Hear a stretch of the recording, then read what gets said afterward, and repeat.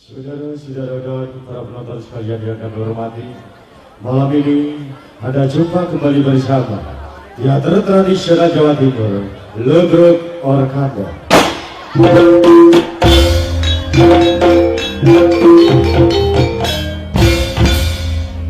Yang dipimpin langsung oleh Dr. Andes Sunari dengan alamat Desa Sekarang, Kecamatan Gedangan, Malang.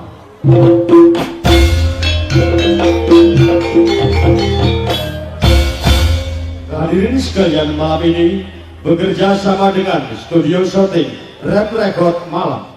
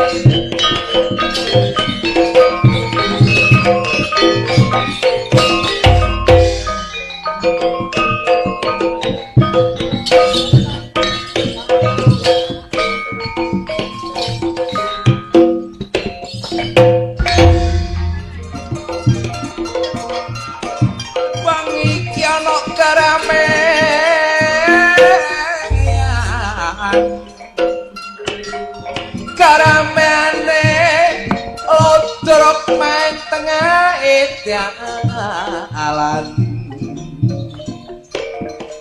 perlune ulang tahun sing kaping 30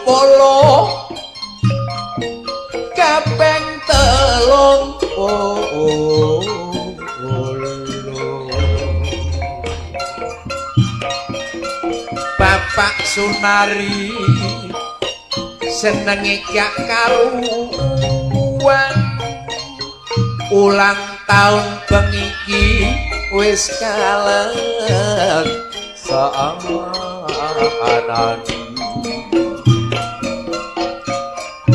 melestarikan budaya Jawa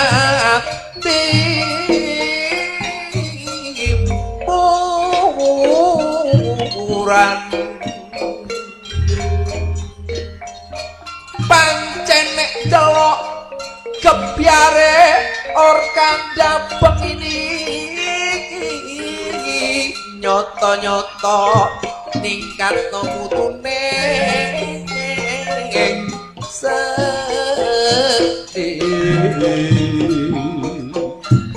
segi pentase penuh dekorasi uga lodrok dorong main ana hipurane campur sehari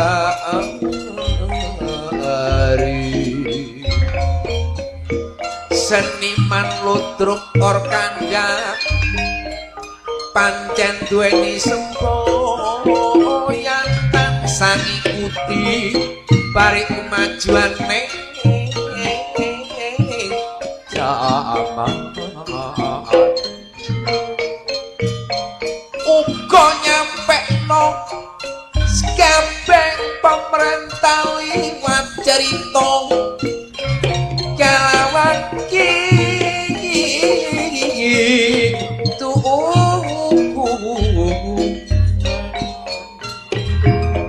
namung semanten hitunganmu lo menawi lepan duwonya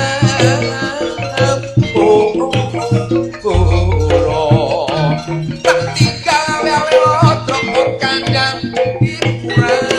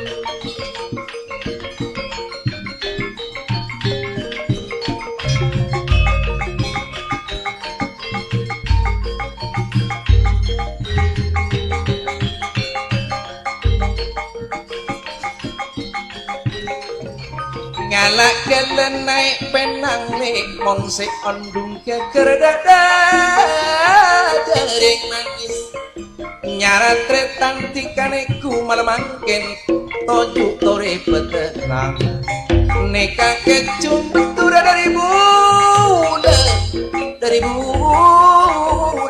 iman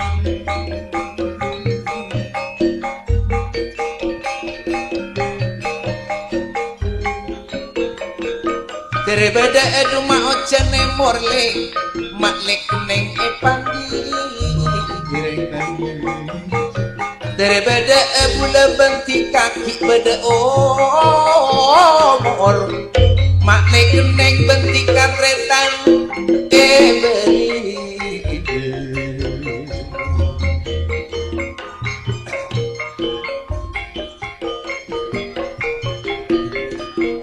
do perperang jeren lemak jeren mendem do mak beda sepuntong kepikiran benti kakak sariman sing endeng do mak kepikiran temu malemangken tampenake Yanti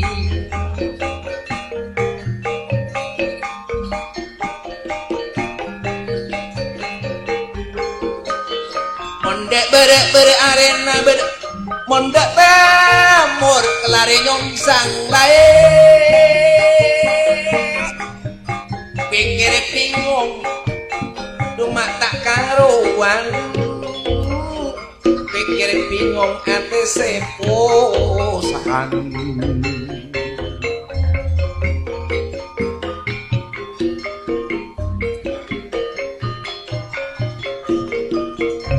langker kene monye lagi dule monye dundu ilang sampe mareng manis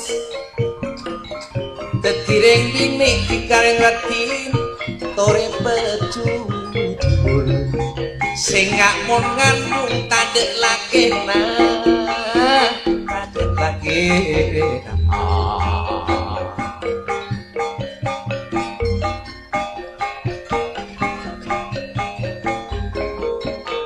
ketopaan rumah peser penang lek mon ketong berkala apa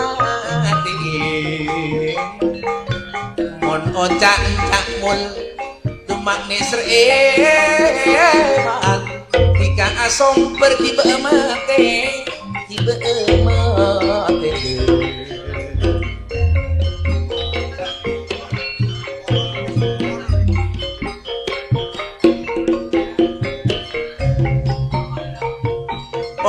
olar mate aleng kerli mon malekok duma enobang detak kelareng manis serasa nis saking takut senabeng duma senabeng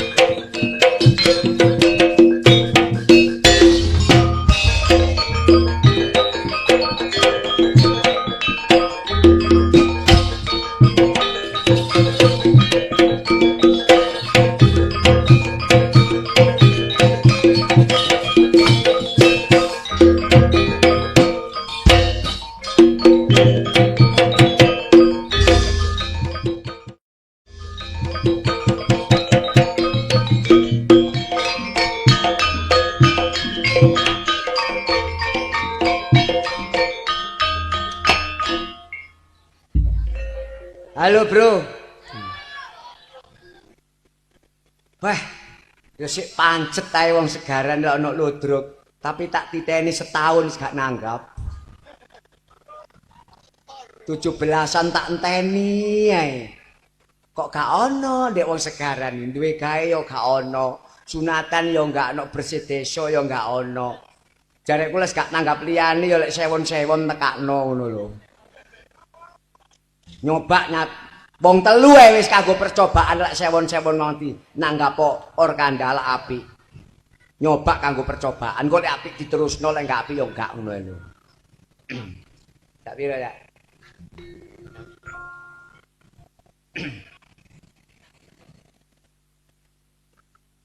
Ceritane awakku biyen nganti saiki wong karepku aku kepingin dadi pegawe negeri.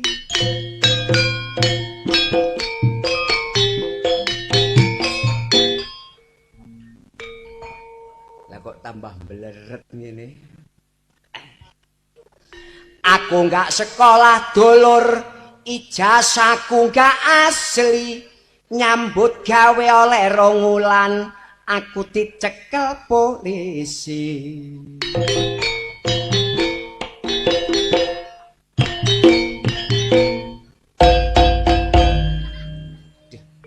Jogetane buken niku mangga.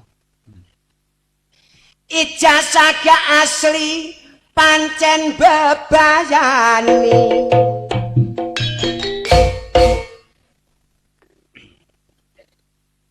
Nang Tegalan kok nyangking tebu, perawan segaran kok lemu-lemu. Pinarak ingkang skeca mirengaken kidungan kola.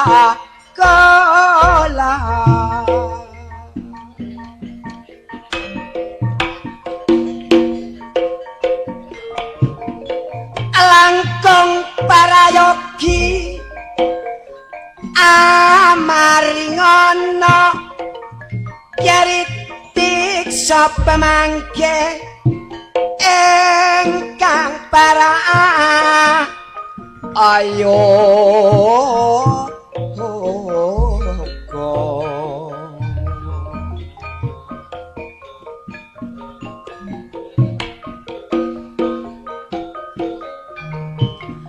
menawi kula lepat anet di sepuro, menawi kula wangsul sampun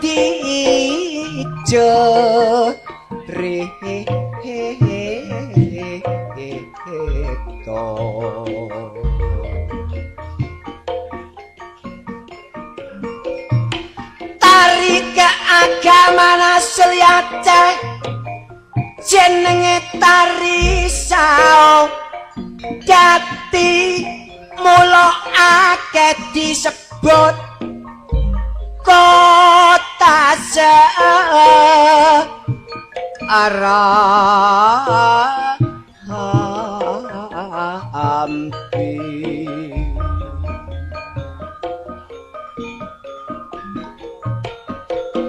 Anek tari pereng contoh gotong royong muda-mudi asli tari Sumatera Barat, seni budaya sing tradisi.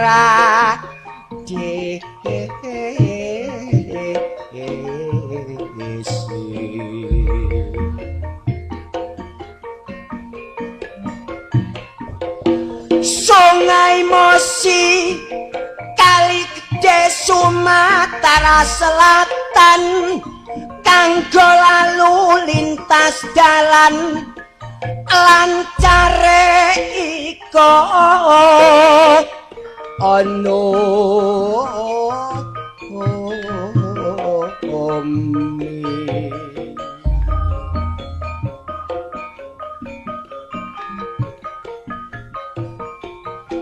mulane aku nek eling ana dongeng malin kondang lagu judul soleram uga mbantu pertole sangka jambe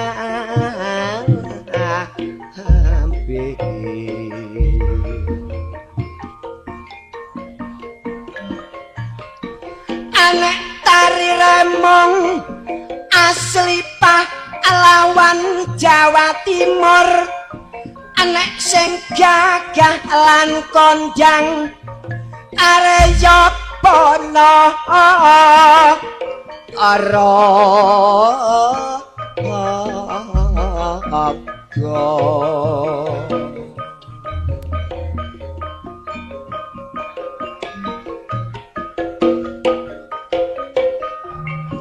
anek Gunung Bromo tempat wisata sing rejo kirap sapita kok Madura sing kondang ka aloh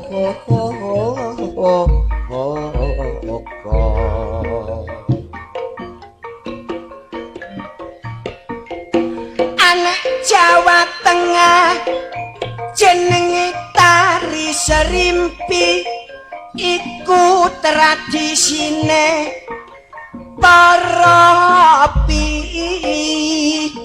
ayah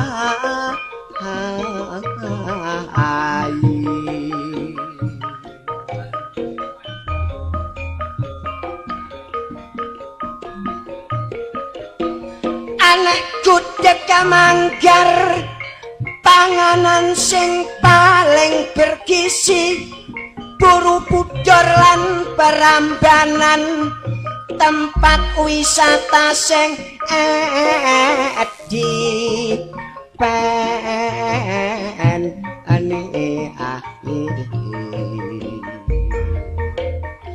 nek ceritaku iki biyen nganti saiki wong karepku kepingin dadi gawe negeri pancen pikiraku saiki sik dorong rati akhire saiki aku dadi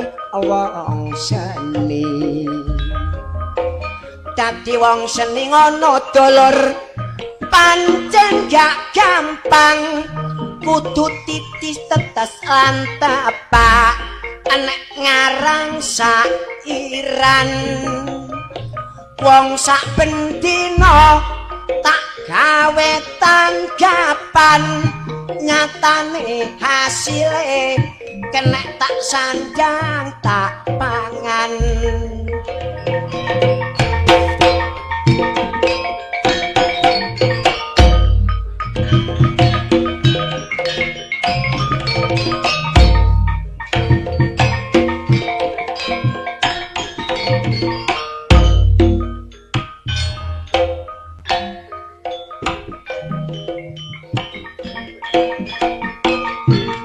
Sariman penggemare bengi iki ulang tahun ditinggal awe-awe lotrok orkanja sunari sek andowe mbok nyacak man ngendang man nuwun monggo sinten niku kula sinten kula nuwun. Kang mulo kucil lho. Ora ni wong iki nang ndi sih? Oh remek lek mripate. Sakmene gedhe kok. Iki lho wonge. Halo, Bro, halo. Lho ana suarane, gak ana rupane. Oh nyiluman. Tak deloke sih, tak incenge ana bolongan titik. Wonge gak ana. Sing ana kirike mlungker. Meripat lek kero lak ngono. Mosok wong gegeg kok ini dianggep kiri ae. Kula Lho, iki rupane kirike manak. Kirik manak iki kok. Mrinio tak susoni. Lan Ini ada kerek mana? lan nuwun. Mangga. Niku Aku lho. kula sinten? Lan nuwun. Mas, ngakno lawange, Mas. Oh, sedaya kujul kae. Lawange iki lho ngakno, Ora ngakno. kiri. Ora kok ngakno. Dayo gak genah kok ate dingakno, ora kate ngakne. Ora gelem ngakno tenan. Gah, Tak totok lho. cocoken. Gak muring-muring. Lah lha apa muring-muring wong kiri kok muring-muring. Tak cocok rek kiri. Bah, asu. Tak cocok ya rek. Lah apa bedane nang omahe kiri? Tak cocok lho. Cocoken.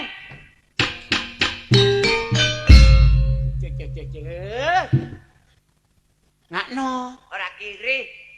Gak gelem tenan. Gah, Tak cocok lho rek. ya cocoken su asu.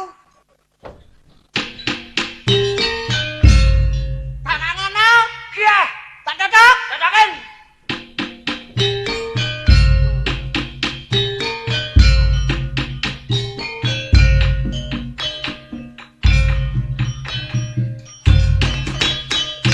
Iki melok joget. Ajar. Soro berdaya iki. Iki lek gak kelakone Kang Pardi merono Sariman wis rano iki. Lawang gak tak ngakno. Medel-medel iki kok. Lek sampak lawang rusak kirik manggon ndi endi.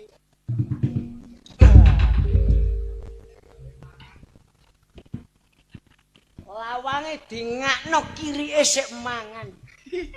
Kiri, Lho, ya. kirike metu lawange tak tutup. Kula nuwun dingakno nyingkrih jambut. Nancene dayo lek dayo gak genah. Jare kok ngengakno dingakno nyingkrih gak mlebu. Oh, gak ngreken kon balik ae. Aman, kirike numpel. Aman, kirike numpel. Jambut bathuke kirik ketatap. Wayahe nutup lak ngomong bejes yo. Gak melok ndoma lawang ditutup gak kondo. Ngano? Kirike muring-muring. Ora kate ngengakno. Ngano aku balik nang omahku dhewe. Ora kate ngengakno. Lah ya omahku kok gak dingakne lho. Ora peduli. Gak kok ngano. Ora. Tak cocok lho. Cocokan. Tenang. Cocokan. Gak muring-muring. Gak.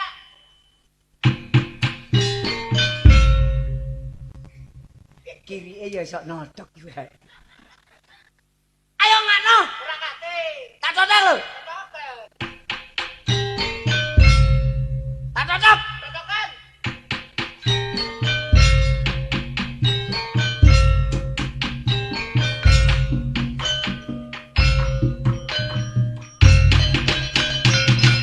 Ngakno.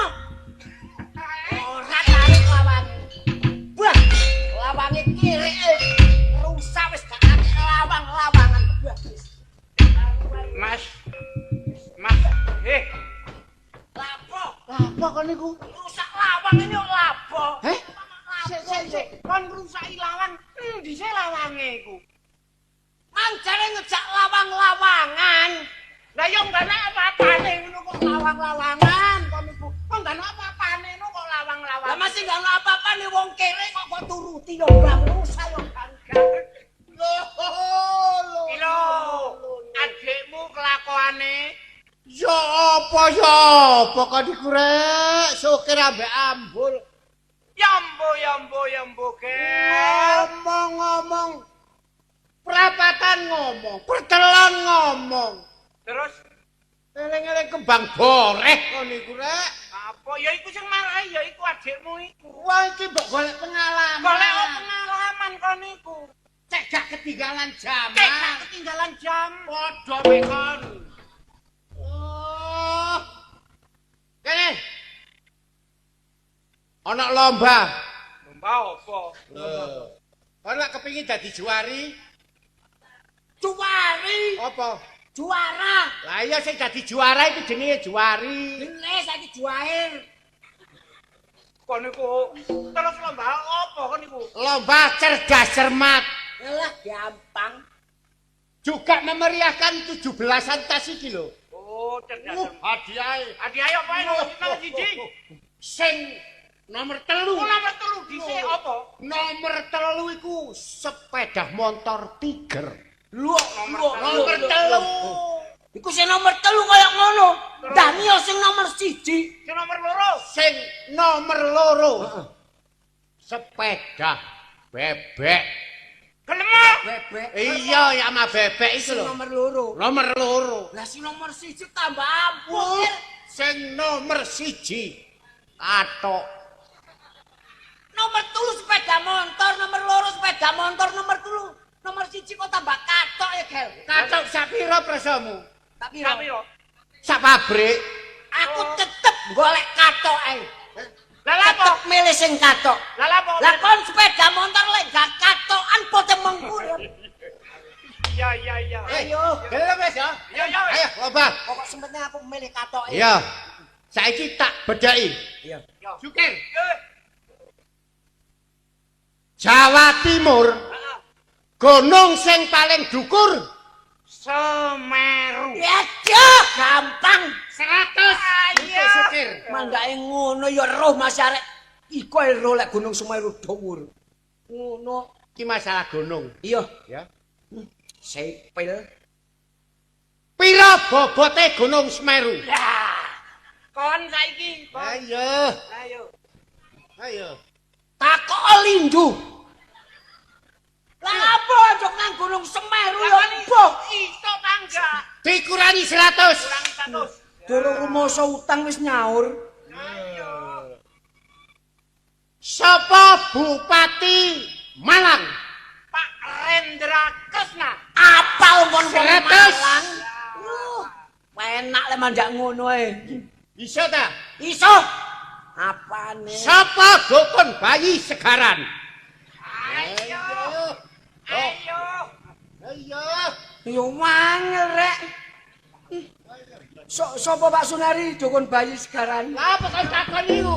Ayo. Iso ta gak iso? Takono bojone. Dikurani 200. Kurangi 200. Waduh lan utang 300 rek. Lamulane awak dhewe mengucapkan terima kasih. Saiki ulang taune Orkanda yang ke-30. Muga-muga pinaringono rahayu slamet bersama keluarga besar Ludruk Orkanda.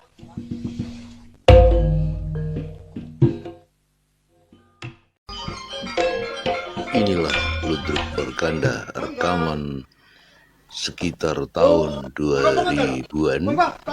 Ini mempersembahkan sebuah cerita Sogol. Kok piyambakan jenengan kono wau? Iya, Selamat menyaksikan. tekan kene sepisan silaturahmi karo lurah. Yuk, sakeluarga padha pinaringan slamet. Nggih, selamat sedaya, Ndara. Penduduk kabeh padha tentrem, Tentrem, ayem, ngriki aman saestu aman. aman, syukur nek pancen kaya ngono ya. Nggih. Ning siji maneh sing tak rembug babakan keamanan sak daerah Pasirian muter yo iki kabeh nek diarani gerimis maling udan rampok. Kabar sing kula trima nggih ngaten menika, Ndara. Lah sing tak jelu kabeh lurah kabeh prabot laporan bab keamanan itu. Nah, di sumur Gemuling iki kok gak ono laporan apa-apa, jelas di kene lak gak ono pencurian, kejlambretan lan liya-liya. Bapak pisan boten wonten Ndara panjenengan. Saestu menika. Boten ngomong kosong kula. Nek ngono bener riko mimpin penduduk, ya. Nggih. Babakan keamanan sis kambling sak pinunggalane iku lak wis dika siaga. Ditingkataken keamanan. Ning sak badane iku kira-kira apa gak udang di balik batu. Kakek paribasan bareng jenengan niku. Ini Terus pundi carane? nek ndelok tangga desa kabeh sak indenging yaiku keasistenan pasirian yo iki lak kabeh keruh. Nggih, mboten aman panjen. Gak aman. Akeh brandal keju. Lah nek sumur gemboling iki gak ana apa-apa. Apa gak kira-kira iki biang keladine yaiku brandal iku ana desa sumur gemboling kene lho, Lurah. Boten. Kok wonten brandale mesti napa pitike, napa lembune, napa wedhuse, mesti enten sing dijopo to. Lha boten belas aman nek ngriki to. Yo, aku percaya balik iku. Saiki ngene. Yo. Babakan iki lurah sak daerah Pasirian Riko pini sepuing lurah. Nggih, arise kula, Pak. Arise Riko lak ngono sih yo. Iki aku njaluk tulung balik Riko. Yo. Tulung apa to? Golekno sisik melik. Yo, kabar sing tak tampa sing gawe geger gawe gentak. Dak ana maneh arek nom-noman sing jenenge Sobol. Iki lak penduduk Riko iki. Niku penduduk kula, Ndara. Lah mula sangka iku Sapa iku penduduk? Kan Liwat kene, kene, Pak. sapa rene. Tapi saya ora rene niku. apik jare Riko. Pancene wong iku nek ana njaba ulah tingkahe sing ora bener supaya aja sampe kawiyak wadine ana omahe, ana kampunge, ana desane apik. Iku wis biasa, Lurah. Nggih, ngapunten nek Sogol panjen rakyat kula. Ning soal tumindake kula menika mboten mangertosi, Ndara. Nggih ngapunten saderengipun. Saiki ngene, yo. Nggih pundi, Ndara? Riko kok tegesing aku ngultimatum bari Riko ora, yo. Nggih, nggih. Aku midono karo Riko yo ora, Lurah. Nggih, nggih, Yo. nggih. Cuma aku njaluk tolong karo Riko, saiki yo apa bisaning Sogol iku ketangkep yaiku pel polisi utawa upas konder lak ngono sih. Riko tak kei wektu cilike 5 dina utawa sak minggu gedene 10 dina nek pancen Riko dak bisa nyerahno Sogol nanggone onderan iki nek perlu Riko tak lampleh tak copot jabatan Riko. Pun ngaten, Ndara, kula muga mboten kagungan lepet kali panjenengan, Ndara. Nek Riko dak kagungan luput, cuma penduduk Riko sing kagungan luput. Iku lak ngomongan Riko, iku rakyat Riko, penduduk Riko, tanggung jawab Riko, Lurah. Iki tanggung jawab kula menika panjen. Yo, Nggih, nggih. dadi Riko sanggup apa ora? Nggih, ngapunten saderengipun, Ndara. Panjenengan nyukani waktu sedasa dinten. Cobi-cobi kula sanggup, Ndara. Nah, nek ngono padang, nek ngono aku beneran balik Riko, yo. Dadi aku dak suwi-suwi ana kene, saiki Riko kudu netepi omong Riko sing saguh bari aku, yo. Lek 10 dina kula mboten nyeturaken sogoten onderan. Riko tak lamkreh, tak copot jabatan Riko dadi lurah. Nek perlu sak perabot sumur gemuling kabeh tak dadekno pidana. Nggih, Ndara. Wis bukan sing akeh yo. Nggih, Aku gak ngapunten, iso suwe. Nggih. Ya ya wis. Ayo. Donga dinonga. Nggih, nderaken sugeng tindak. Ya ya ya ya.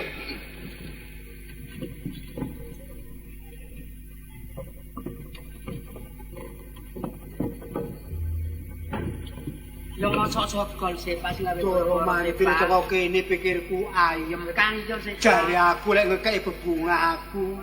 Soale sing dijak nang ndi ku aku.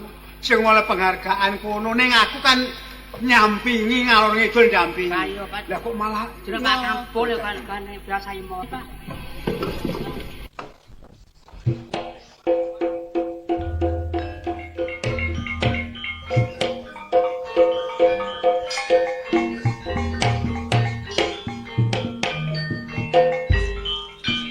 Kula kajenge nangis ten sampean. Desa niki kisru tak iki. Lah niki sing dituduh petinggi kula. Desamu ku arek nom-noman ana sing jago. Lah niku Sopo jenenge? Sogol.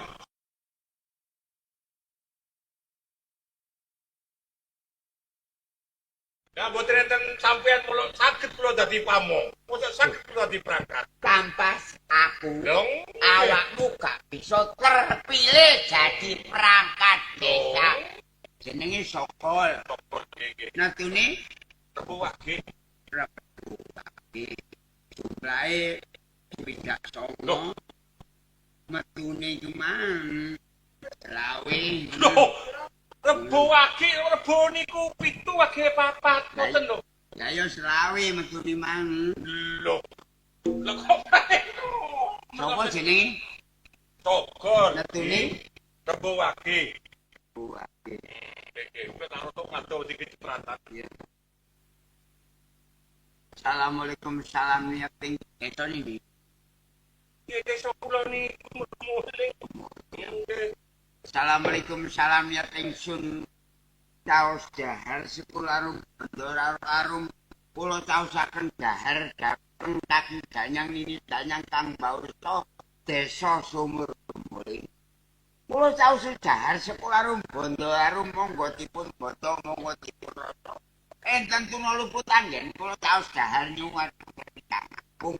Sabaring kula caos dahar kula nyuwun senjata kapitulungan dateng si Jabang bayine. Sogol menika lanang apa wedok?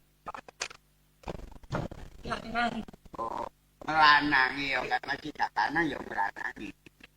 Wonten desa sumur muling damel rusune damel rusikune dateng perangkat desa. Sampan pedhot kususe sampan putungaken belung pun saged nedha pun saged minum sampan batek nyawani Sentulu ratune gendru reges moyo ratune setan sira tak kaosi dahar sekularum bondo monggo dipun bondo monggo dipun rasa kula nyuwun senjata kapitulungan dhateng panjenengan sampan batek nyawane si Jabang bayi Sogol.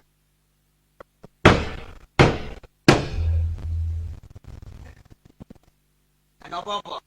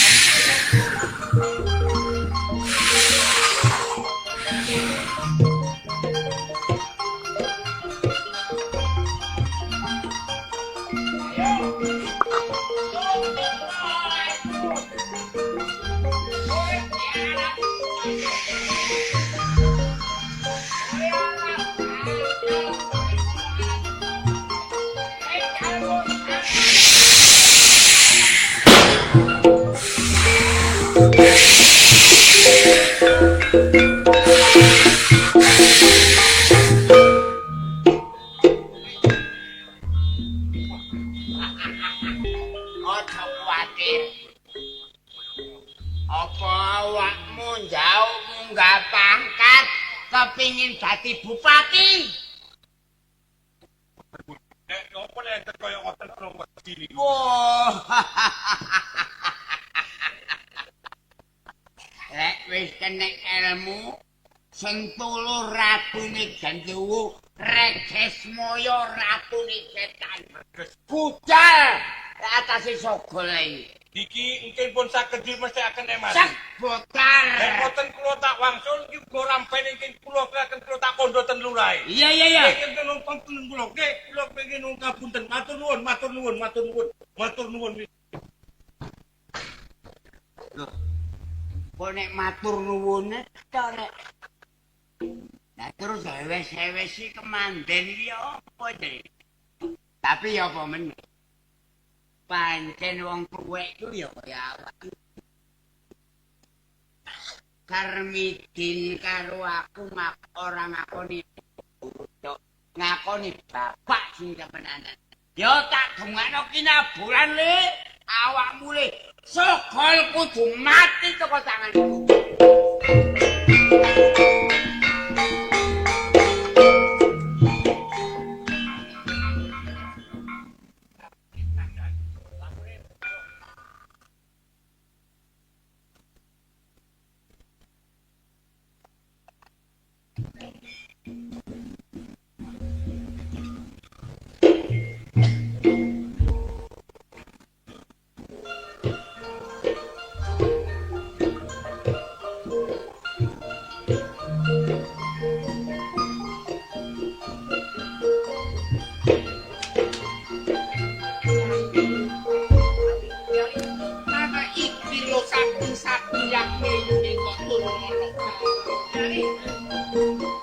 Terus nyambut gawe opo kon iki anakku.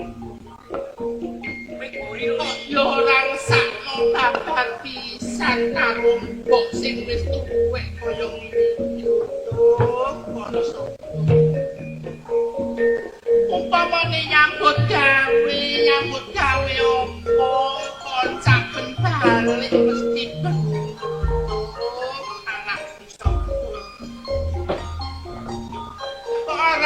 mesakno babar pisan karo wong tuwa kon iki sapa ora boleh wangi maneh kecoba karo ton saben kon metu mesti kon mulihne bengi ora gelem padha karo wong tuwa saka orang duweni welas babar pisan karo wong itu anak Aku sing teko kok. Iki jam piro mbok riko kok durung turu? malah Iya, Bu. kota sangenangen konco Aku njaluk jempura karo Riko ya. Nanti teko meh tengah wengi. Iki barang simpeno ya. ora disitu anakku sapa Iya, Bu. kon iki lek nyambut gawe apa sinan kok konco karo Walah, Bu. Kok nganti Riko tekan ngomong sing koyo ngono karo aku. Abot-abot anak Riko saka. Kepingin nyuargakno Riko. Nanti tak rewangi nyambut gawe tengah wengi sing koyo ngene. kon iki nyambut gawe apa kon iki balik-balikku lek tengah wengi kok iki pengen nonton ngono lho kon cici anakku sing tak tresnani kon iki lho Aku kondo terang-terangan Riko aja muring-muring karo aku.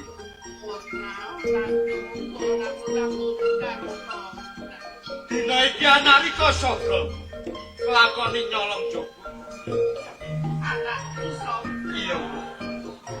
dadine kok nyambut gawe kalau cukup terpewu wong salahku Sogo gak ngawur, Bu. Sing tak colong barange, Bu. Dudu tek bangsaku. Sing tak colong dunyane wong sing nyambut gawe karo Gupermen. Aku gak lega kali lo. Menawa Gupermen dina iki jalan raya. Ora tanah bulu swantara tanah bulu no tata daerah seperti Iya. Sing tak jaluk nang aku to gawe sing sak bener-bener karepe wong tuwa iku. Soko duwe semboyan. Kepingin depani wong melarat wong sadaran semua. Najan barang colongan iki kok. Dumno bareng wong parkir miskin. Sing butuhno pitulungan. Lek kon-kon yo koyo nek saiki wayahe bengi kok aja metu yo nak yo. Kok kangen karo kon kok kepingin tuman kon. Riko pepundanku sing wujud. Tahu gemnya mariko aku ora bakal metu saka jabane omah dina iki kok. Cuma barang iki ya kok. Menesuk dom-domno bareng wong melarat wong daerah sumur gemuling. Kalau cok yang Ora mung sajange aku kepengin turu bareng Riko cuma dina iki gak enak pikirku Riko turu dhewe. kok nek jero kuduan. Iya mong aku cukup turu nek kene. Kon gak karo Ora mung sebenarnya barang iki. Iya. Senono lengone maneh.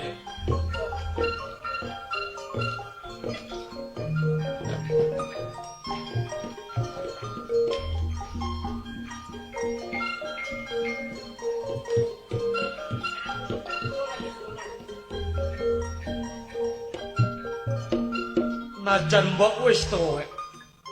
Roh barang apa sing tak gawa oleh barang colongan. Tapi sapa gak ngawur. Barang colongan gak tapangan dhewe tak gemduna bare wong melarat wong daerah sumur.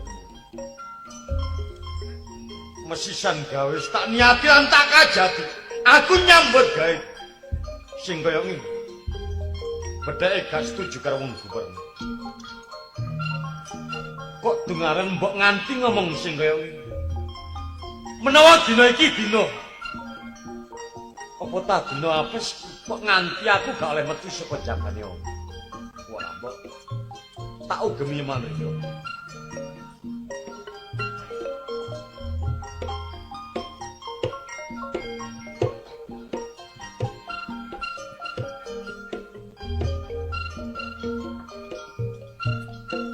Kok gak enak.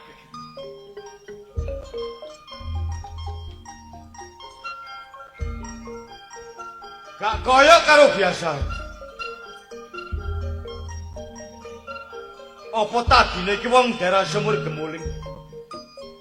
Ana sing elek gedheti. Kepingin ngarah patine sapa?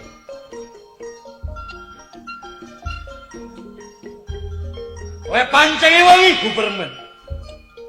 Kepingin ngarah patine sapa? Pati urip duduk menungso sing gawe. Sing kuwasa tok.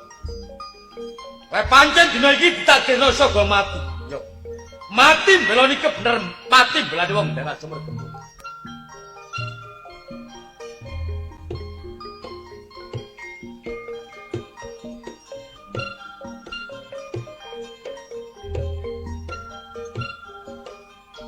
Apa ta bapak biyen tau njuk salam balik liyan. Nganti dina iki balike tiniba karo aku. Kepingin gawe patiku ya. Gak apa.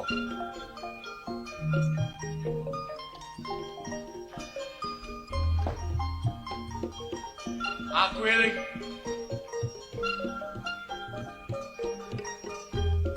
Biyen aku diwenehi aji kanggo tulak balok. Minangka kanggo keslametane keluarga. Tak rapalno.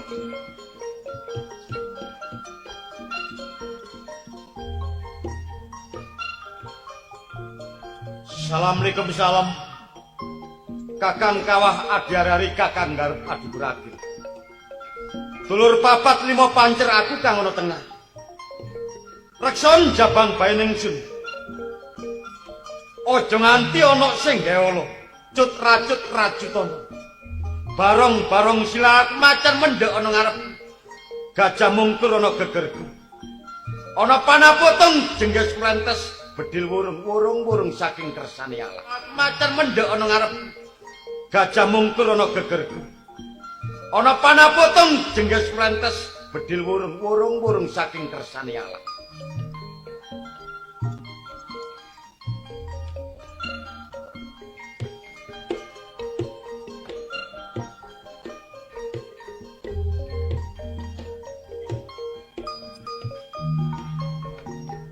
Mas wong melarat kebacut. Bantal situ gak duwe. Lesogo gak bakal bantalan pentongan cuk.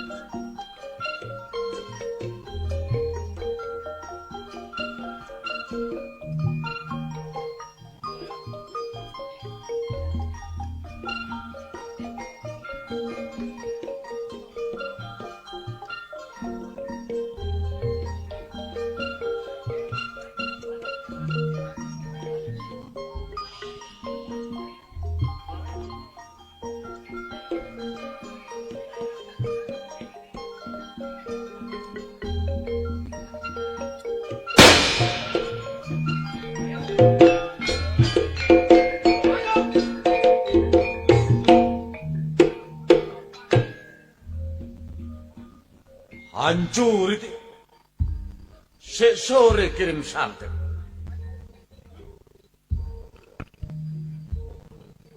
Santet. Legane ati. Enten ana turune saka. Oh. Ketor lek dukun belajaran. Sik sore kirim santet. Ayo. Legane ati. Enten ana turune saka. Aja ngejak dolan nang gone saka. Ayo, balik. Balik. Balik. Balik.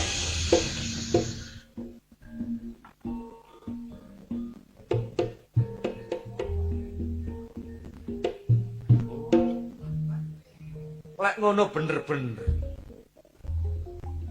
Wong Guberman kepingin gawe patine saka.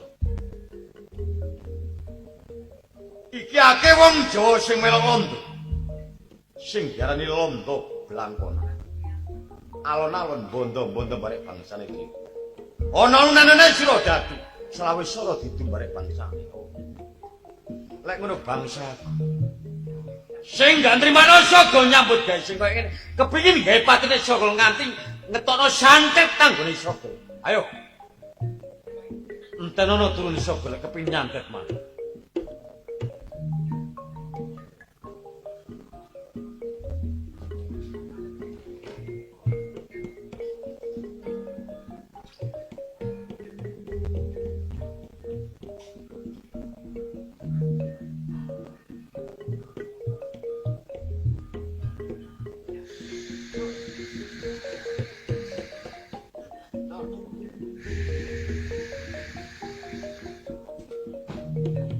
Ancoy balik maneh.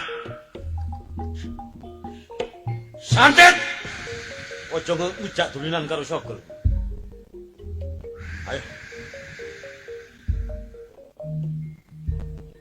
Gelem balik tak gak? Lek gak gelem balik, motor. Balik, siji, loro, telu, balik.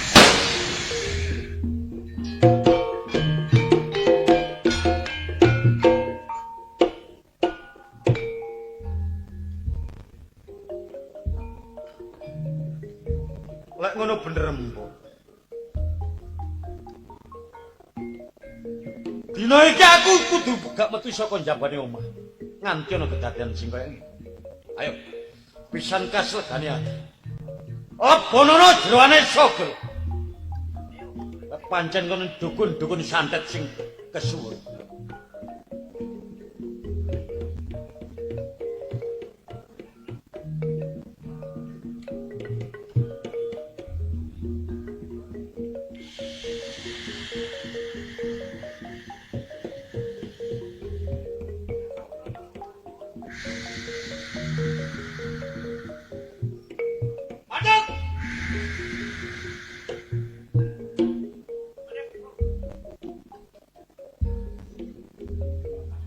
Ayo, bonono iki waduh iso. Lek kon kepingin gawe patine iso. Entenono nglise iso. Sik yae wis dikirim santet ping 3. Kene wong liyane kok santet tapi lek iso. Ojo coba-coba. Ayo mlebu legane aku. Balik! Balik! Balik!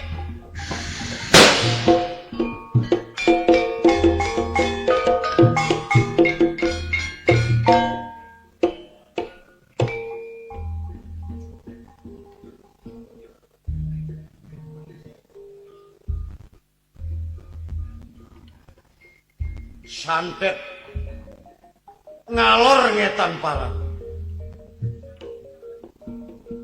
Yo, aku krungu daerah Uter Pasirian. Dukun santet sing kesuwun. Sing diarani Gimuk. Lek ono ana kongkonane wong gubermet.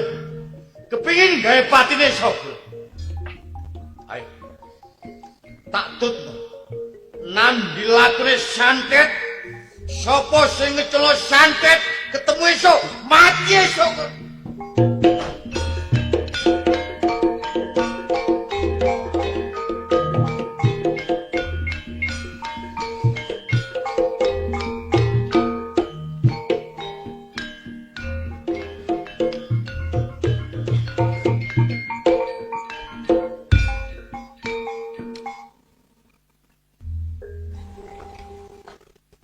Yes, tenan.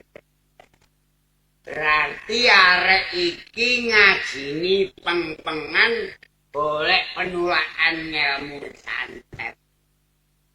Iki nek delok teko pusakaku. Iki nguri-nguri sedure 4-5 pantet. Oh, muskalune Kakang Kawadi hari-hari kakang barep adine rakil sedulur 4-5 pancer sogol kang ana. Iki kene diwaca nek wis pusaka. Aku jaulas asih yen ana Kala Simparana, ana Parigawe Racutana, Duk Cut-racut kan kasingala sameta Dabang Bayi. Ngaji pempenan barong-barong slirane macan mendhek ana ngarepe gajah mungkur ana gedere ana bedil wurung panaputung jengges mlentes werwana kang pawarta panggene saka ramet kacuk panjenengane iki. Sinten sing dika santet? Sinten sing dika santet? Lawat bisa napa? Sinten? Tak ada. Ini sogol-gol. Tak santet kok pusakaku balik. Berarti ngelmu ini kasat podo karo aku. Sogon dika santet. Awakmu karo pengapasane sogol. Dudu aku. Tak santet kowe tak gene sapi songo. Wedhus 35. Latot dika sing ngicolaken santet liyane sapa? Iya aku. Pun roh prajengane sapa? Pokoke ro jenenge sapa nak. Tak entuk napa nak aku jenenge Ngapiem. Sapa le? Ki mungkin. Ono loro telu ya iki prajengane sapa?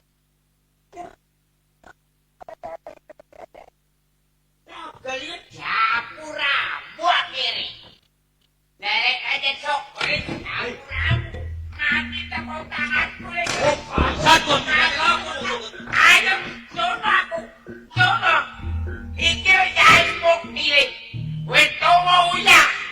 Dimugi, Iya. balik tagak santet. Balik tagak santet. Balik. Tapi lek kali ini aku ngene ilmu. Awakmu ratu momo. Anu aku kulite. Awakmu dicatune nih. Santetmu wis gak mempan. Iya. Ketorole kan dukun-dukun santet belajar. Loh. Lewe santetmu gawe cemplep bunang jeroane Joko. Ayo, kakene teko ngarep.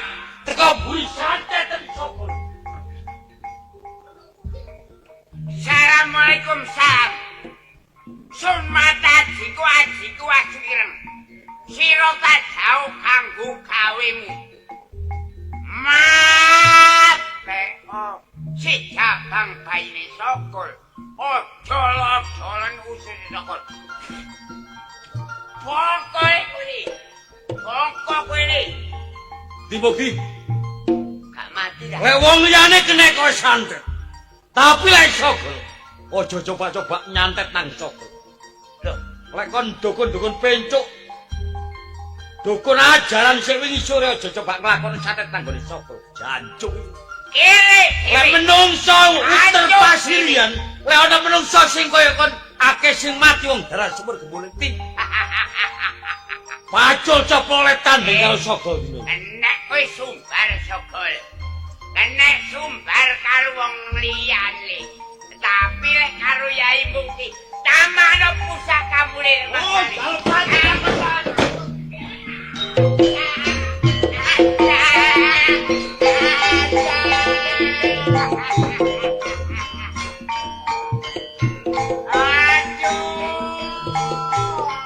Wongko lah gak.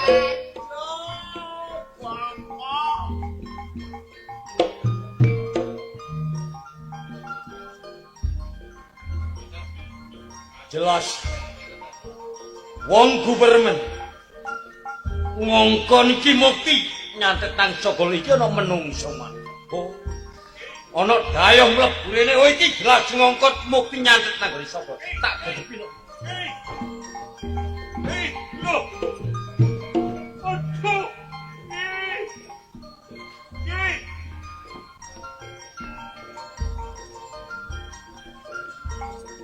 Sopo sing kadewani matani. Aduh.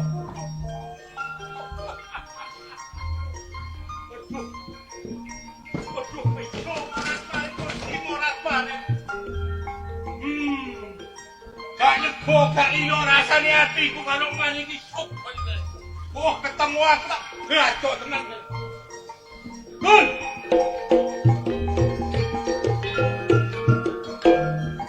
Kon pateni guru iki Mukti. Mukti tak pateni. Aku gak dosa kok nganti santet kare. Gak ngerti kesalahanmu, gak ngerti dosamu. Kon ge dosa nek desa maling rampok bradasan iku ora salah kon. Sopo sing ngongkon nyantet nang gone sapa? Wis gak ono loro telu aku sing ngongkon nyantet.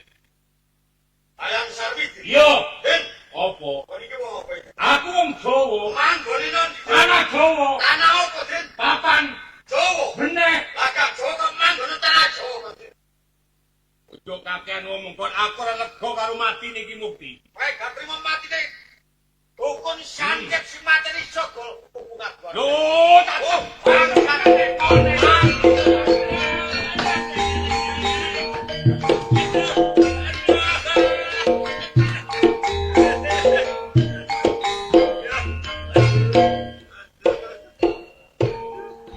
Den, menungso kaya kon dijarno urip. Akeh wong mati wong darah sumur gemuling. Saka lakum kon nyambut gawe karo gubernur. Ayo. Wong gemur-gemuling lek gak nrimakno patine Bayan Sarmi den karo Ki Mukti dukun santet terpas. Iki cekel sapa?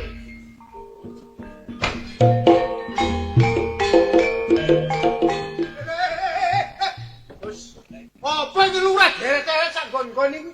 Ana apa? Kan raja pejah niki.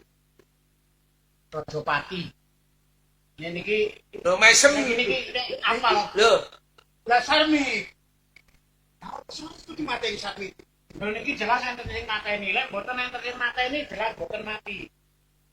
Sopo sing awakmu ta iso. Aku lho. Oh, mbok semper kula niku. Gak ono sing mateni. Ngawur apa aku iki? Kene ajak lapor ndoro mantri, kene iku lho, kula tak melok. Lho, wis kuwi konsentrasi. Lah kene melok lapor. Nah iki lho, Ndoro. Nggih, Ndoro. Ya Ono mantri sing semerep. Kedadian apa iki? Iki Rajapati, Ndoro. Rajapati. Sing mati Sing mati Sarmidin kali Sarmini. Lah, pesan Yai Mukti. Sarmidin karo Yai Mukti. Sing mateni Sing mateni niki sing boten semerep. Lek kula semerep kula niku eruh kula. Wau waktu kula patrol wonten belut rame-rame. Betul.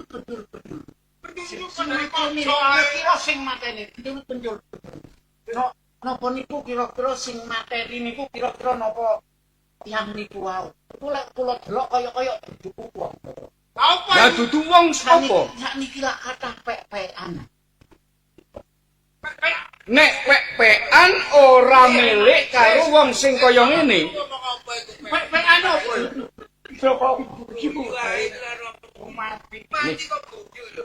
Kok Lurah, sing jelas niki sing genah iki sing mati Bayan Sarmidin karo Yai Mukti. Kalau sing mateni kira-kira awakmu lho.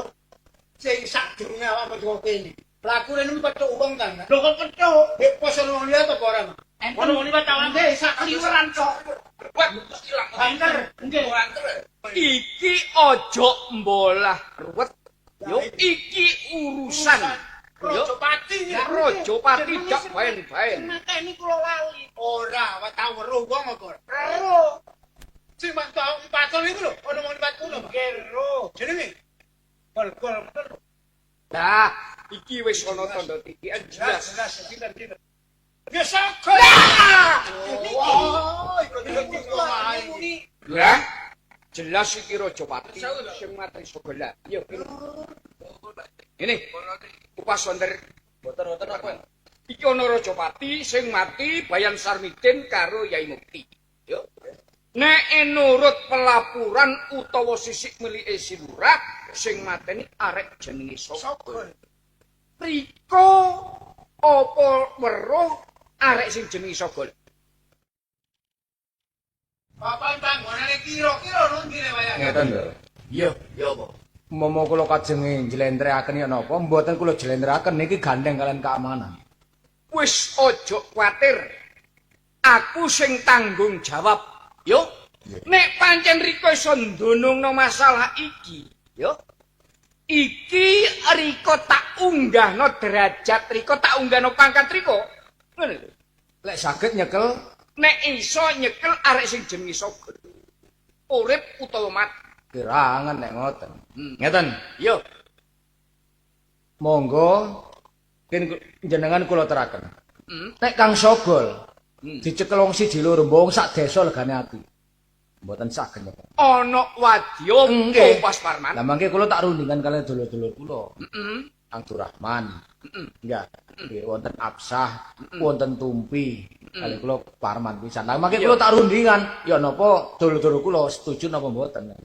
Masalah iku aku pasrah Nggih. bari Riko. Yo, Nggih. pokok sing penting nek Riko iso nyekel arek jenenge Sogol Nggih. urip utawa mati, Riko tak unggahno pangkat Riko. Lah lek ngoten kula rundingi dulur Iya, kula. iya.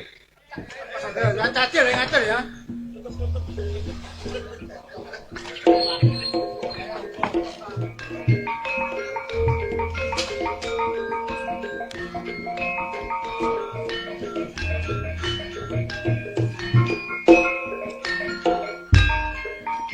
Sita. Lek rumangsaku kembang ono ngarepe Ndoro Mantri wis alok sanggup. Kate nyekel anane Sogol. Lho bareng kon saiki ono ndek tengah dalan. Kon kok ngendon-ngendoni laku terus karepmu iki ate ya opo sih? Kang Durrahman. Iya. Sampeyan kudu mangerteni ya, Kang. Kaya sampean, aku Sis Parman ku senajan dudu dulur tunggal Kethok Kunir ning dulur tunggal janji. Ilinga biyen nalikane nyetep ilmu ana ing Ponorogo nang ngene Kekju. Sabaya pati sabaya mukti, Kang. Mbok menawa sampean dijewe wong lara, aku ya ngrasani lara, Kang. Lah saiki lho kaya Kang Sogo kate dicekel ki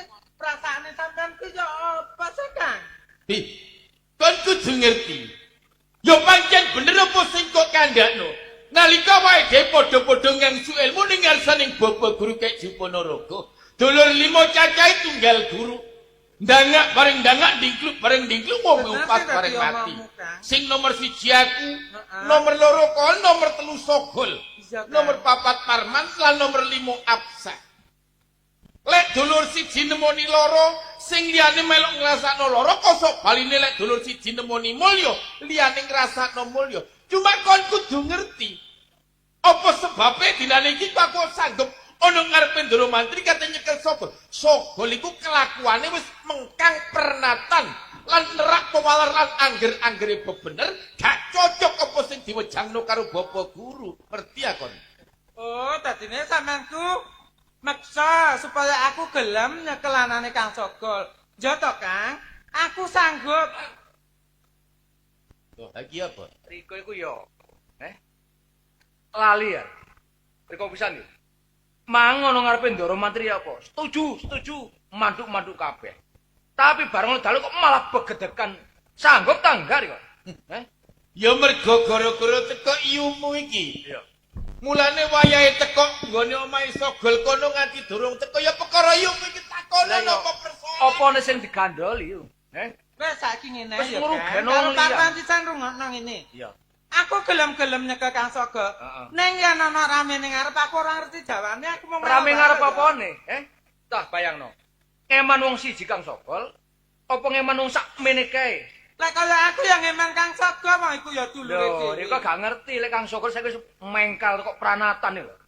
Sing isin ya dulur-dulure iki ta. Lek ngono mah karepne aku manut-manut bae. Ning lek ana apa-apa aku ora ro jawane lho. Bisa niku ping pindho lek dinane iki dulur-dulure Sogol. Gak gelem sayek-sayek proyo bebarengan nyekel Sogol. Gak wurung sing dadi gantine, digantung tengah perapatan gak wurung aku karo kon. Sing dadi sasaran awak dhewe yo. Gelem ora kon saiki? Ya wis tak tutno Kang, ya sik omongku ngarep mang lho Kang. Ngono dah. Ayo tau gawe bareng-bareng ayo.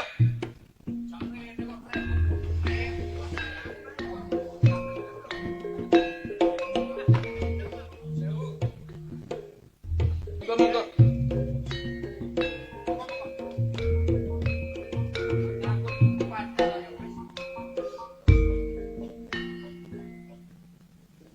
Breman? Iki lho. Apa iki? Kok iso? Ya menika ingkang kapun kula critakaken menika tiyang supaya si Sogol menika. Oh. Riko wong tuane Sogol. Sogol iki ana omah tak jawab. Kula sadhereng ngerti sepunten karyan sampeyan Ndoro Mantri. Nyatanya anak kula Sogol boten enten griya Ndoro Mantri. Lajeng napa kula sanjangaken kaliyan sampeyan Ndoro Mantri. Iki Riko kondo kanthi ndoko nek pancen Sogol gak ana omah. Nek teko Duraman karo Upas Parman. Tumindak ing kasar Riko nganti pipi loro digepuki. Aku Mantri Upas Onder sing ana ing paslian. Riko gawe panutan Riko. Riko aja ate ngomong molak-malik dari aku. Yo.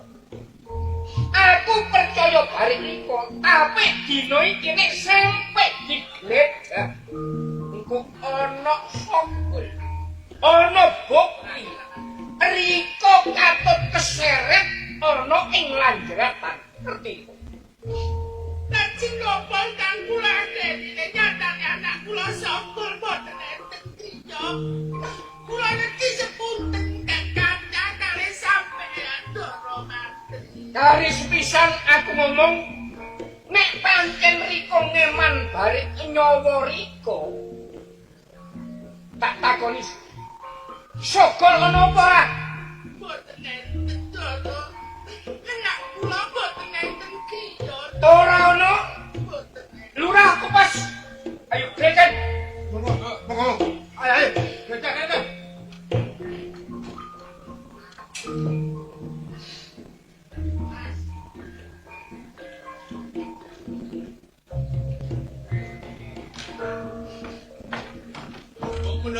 sik ngono.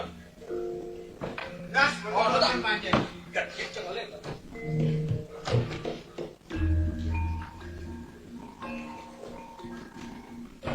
Bapak pisan mboten wonten lho. Gak ono. Bapak pisan mboten wonten. Kira-kira apa ora ono barang sing nyala wedi sakjroning senam. Niku. Ayo. Nuwun sewu Ndoro. Yo, Braman. Sasampunipun kula sakonco bisa kadang ngupati kawontenipun Sogol. Wonten ing salebeting griya mriki ning nyatane Sogol pancing boten wonten. Ning wonten bab ingkang handadosaken ganjelaning manah. Ono apa iki? Bareng kula mlebet wonten satunggaling sentong ingkang peteng. Ten ngriku wonten wujuding petik sing ulese putih mulus. Dikurungi nganggo kurungan. Ditutupi ngangge lawon putih lan sak sisipun si petik menika wonten wujudipun publik. Menika jelas cetha. Mbok bilih sedaya menika wonten gandeng jeneng lan sambung raketipun bab kawontenipun pengapesanipun si Sogol. Mila kanthi menika kula suwun sedaya kemawon ingkang sampun dugi wonten ing dalem Sogol. Nggih wonten rompoi Sogol. Monggo dipercayani kemawon. Nek pancen iku wis dadi wadine Sogol, ojo suwe. Ayo, paten. Cobi mawon diburuh nang mawon Ndoro. Tadi kuwi panjenenganmu dulurku Sogol. Meneng ora kok, Mbok?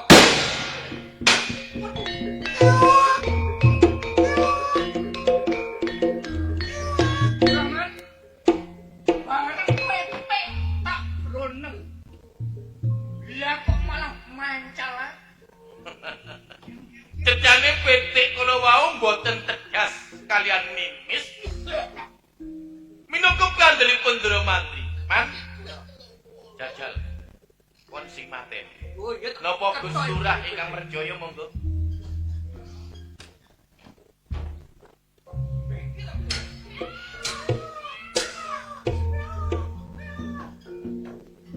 Wah, Ndoro. Ya opo? Ya opo cekel gulune? Kula senek kali pedang kula. Gulune pancet utuh, dak pelite mendeli kula malah.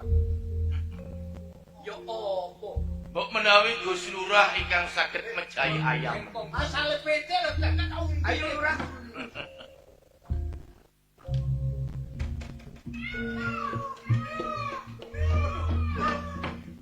Asale PT lho. Kula untir gulune. Lah kok tambah kula digandoli cocok ning mboten cocolaken. Lah kok untir maneh lah tak broneng gak apa-apa. Lah kene kok aneh niku. Tumbi, Ya Kang. jajal mbok menawa ga ono liya sing iso mateni titihe Sogol kejaba awakmu jajal patenono. Mbak, kajarane kula nang punten nggih, Mbak. Patenku karo dulurku talado. Tumpi, kok ora sakno karo dulurku Sogol. Mbak, kenapa ngadang kemawon nggih, Mbak? Kula sadane nggih mboten tega. Nek menika pikajengane Ndoro Mantri kalih kakang kula menika lho, Mbak. Ngapunten nggih saderengipun nggih, Mbak.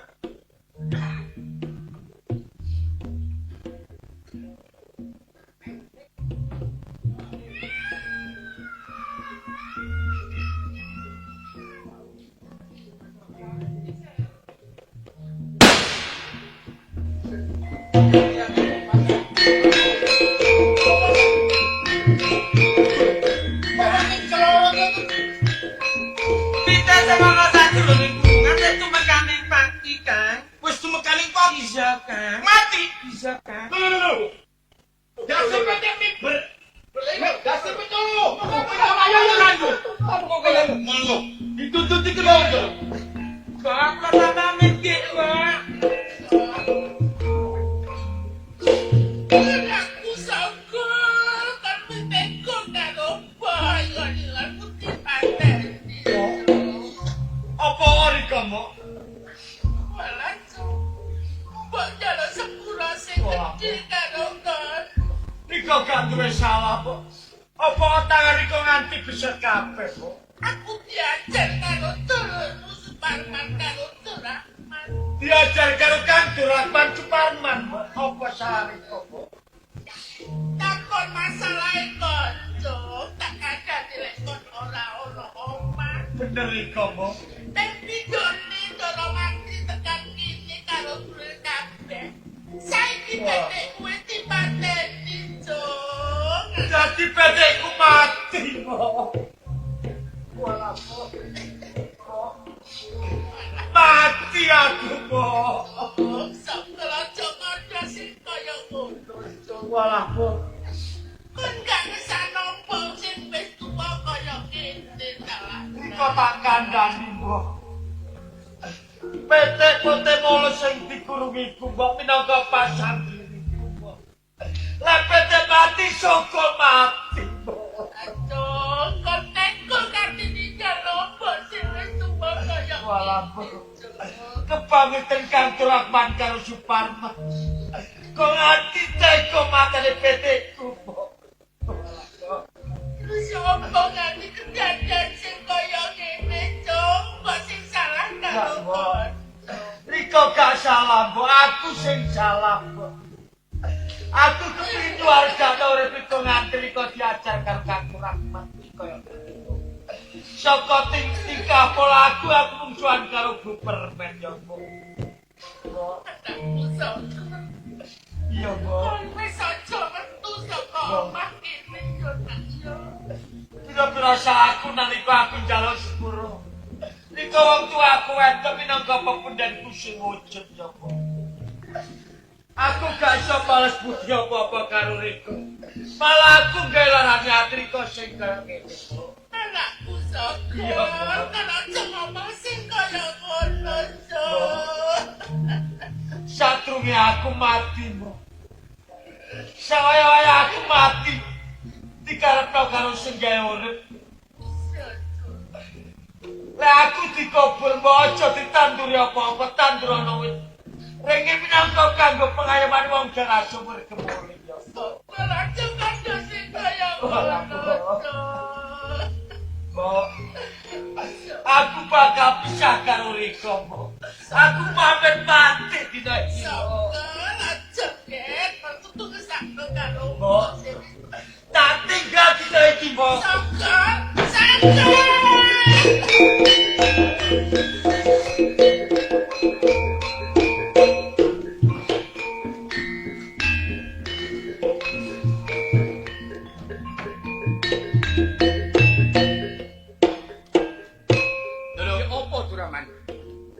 Sing jelas dinten ini Sogolku melebat melajeng wonten sapinggire kali. Lho kanthi menika mumpung dereng kedaluar Saudara. Monggo ditututi mawon. Ayo ditututi nang pinggir kali.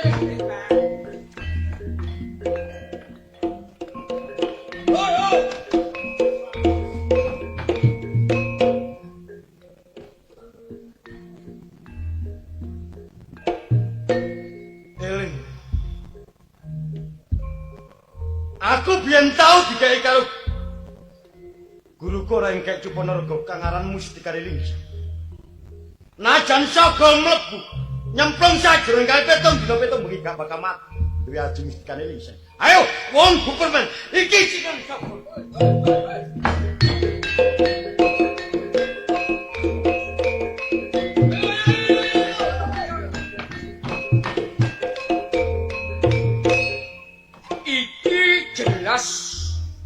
Sogol mlebu sajroning banyu jegur kali. Boten lepat nopo ingkang Ndara Mantri ngendikaken. Sing jelas dinten iki Sogol mlebet slelep wonten salebeting lepen Ndara. Lah Riko dulure tunggal guru. Mestine eruh barek wadining Sogol. Nggih. Nun sewu saderengipun Ndara. Sogol pancen dolo tunggal guru kalian kula ingkang nalika semanten nate dipun paringi jimat piantel kalian bapa guru kek wonten ing Ponorogo. Mpun cacak Sogol njegur salebeting toya sedina suwengi. Najan petung dina petung bengi pisan Sogol mboten temekaning pati. Awit piyambakipun menika nggadahi jimat mustikane lingsang. Oh, kaya ngono. Nggih. kira-kira mustikaning lisang iku utawa wadi sing kaya ngono mestine ana penolakan lan ana penghapusan. Wonten salah-salahane kangge nyepeng utawi nulusaken aji mustikaning lisang menika. Dika perintahaken kemawon salah setunggaling rakyat ngriki. Saperlu ndamel takir plontang. Takir plontang. Takir plontang.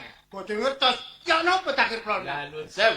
Takir plontang menika wujuding takir diparingi janur kuning, salebeting takir diparingi pecek bakal. Takir diketeraken wonten salebeting lepen. Menawi takir menika sampun mandhet, nggih menika papan panggonane sapa dibroning mawon. Kula tak perintah Lurah. Ya Lurah. Itu dipotong mriki mawon.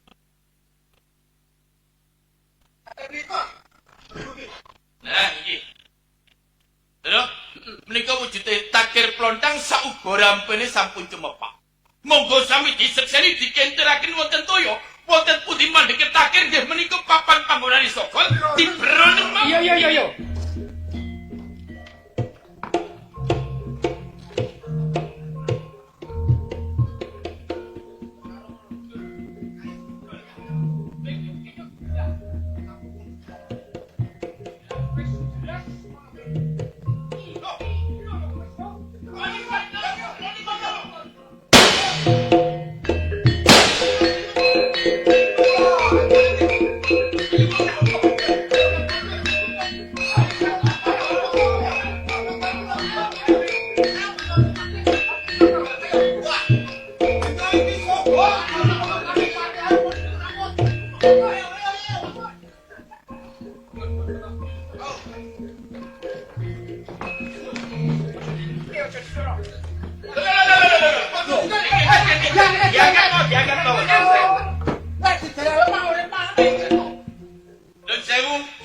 Mas Lurah ugi ndoro mantri pisan. Ya.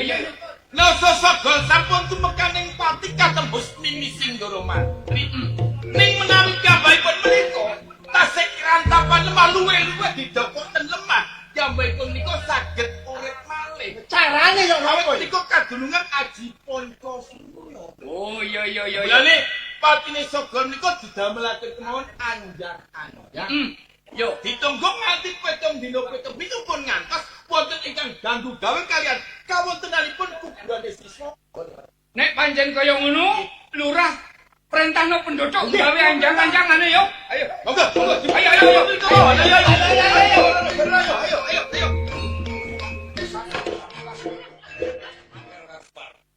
Aku kate takon karo. Jane sing mateni kan sogol sapa sih? Tanpa tak kandhanono mestine kon dhewe krungu. Gaono maneh sing gawe patining sogol uga kalebu rakyat tlatah Sumur Gemuling sing tak pandegani karo dulur-dulur kabeh. Nek ngono termasukmu karo Kang Brahma. Lah iya. Wis kebeneran. Rumangsa rika wis kepantesen. Kang Sogol iku sapa? Lah dulurku ya dulur ika, dulurmu. Lah kok tega mateni Kang Sogol? Apa salah Kang Sogol? Sah. Kon kudu ngerti. Apa sebabe dulur-dulur kabeh iki wis tega mentolo gawe patining si Sogol? Sebab Sogol wis mengkang pernatan nerak pewawalan angger-anggeripun bener. Gak cocok karo apa sing diwejangno karo Bapak Guru Kekju ana ing tlatah Ponorogo. Mulane nganti dina iki kabeh dulur-dulur wis tegakno patine ananing si Sogol. Mestine aku kudu dielingno ah. Lek wis ana dulur tumindak sing kaya ngono, dulur liyane kudu ngelingno. Aja gampang mateni ngelingno. Ning nyatane Sogol wis mbaguguk makutha waton tegese wis ora kenek kandhani maneh. Ngene. Iki terus terang ya. Teko kurene aku sepisan ancen aku gandri mano matine Kang Sogol. Lho. Terus karepmu? Lek pancene gak lega mergo aku mbelani Kang Sogol. Ayo tanteni. Lho, sak karepmu dinane iki.